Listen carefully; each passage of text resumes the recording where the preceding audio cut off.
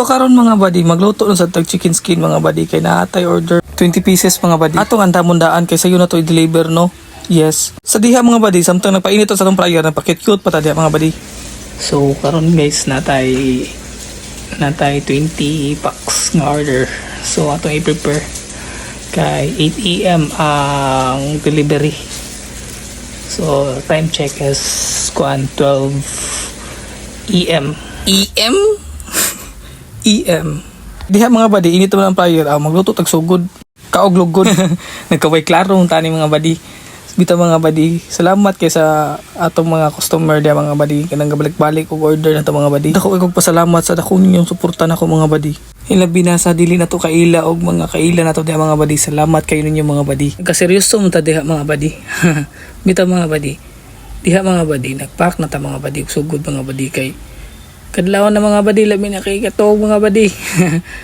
Ya, pag humanda mga buddy, last luto na to diha mga buddy para makompleto na ang order mga buddy. Last haon goods. Kompleto na tanan natong mga order mga buddy. So diha mga buddy, palit tag sima-sima buddy kay gutom kay mga buddy. Yang usa nag-request og footlong mga buddy.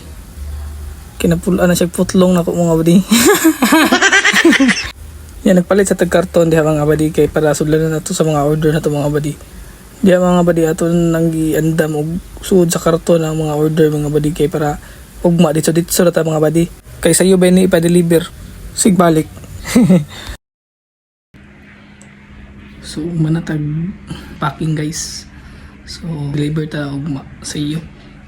So matug na ta matog, pahuway na ta. Mo na ginabuhat na matag-adlaw mga buddy. Mukaon sa mig footlong dayon tog. Labi na akong partner. Mukaon og footlong daan. Humantog. Bitaw binuan na buddy. Nice. Mga buddy. Para di sa muburingan mga buddy. Bitaw mga buddy, diha mga buddy nag-deliver na ta mga buddy.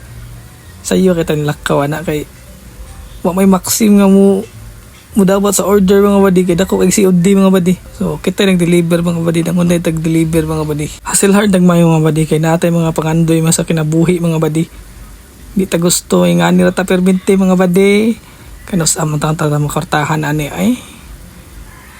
May na lang makapahuway tagamay-gamay, makarelax na to. Bitaw, wa may challenge atong kinabuhi mga buddy kung di ta katilaw og kalisod mga buddy. Dapat ato lang panikamutan na itong mga pangandoy mga buddy para makuha na to. Ya, lami kasi pamati kung makuha ta ng mga buddy. Kung gikan sinaguan na to mga buddy, di ba? Yes! No! Bitaw mga buddy, lisod kay igasto ang kwarta kung ginaguan mo mga buddy. Kung pwede pa lang di igasto mga buddy, di mo igasto mga buddy. Lakan na buddy. Pero di man pwede mga buddy.